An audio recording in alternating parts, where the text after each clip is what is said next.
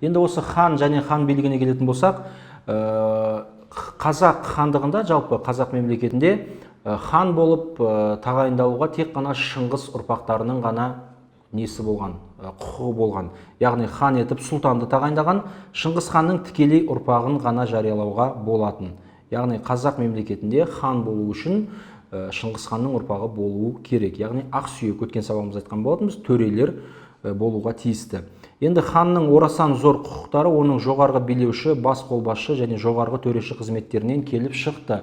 Енді қазақ мемлекетінде билеушінің лауазымы хан екенін білдік, және оның сайлану кезінде Шыңғыс ханның ұрпағы болуға тиісті екендігін білдік. Енді осы ханның құқықтарына келетін болсақ, хан дегеніміз жалпы қазақ мемлекетінде мемлекетті басқаратын бірден бір ең жоғарғы билікті тұлға, және бүкіл жер осы ханның иелігі болып саналды.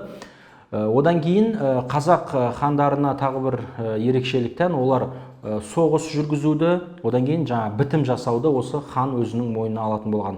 Яғни басқа мемлекетпен соғыс жүргізу, одан кейін ол мемлекетпен бейбіт келісімшарт жасау тек қана ханның құзыретінде болған мәселе. Және хан билердің кеңесін шақырып, осы арқылы заңдарды шығарып және заңдарды бекітіп отырған.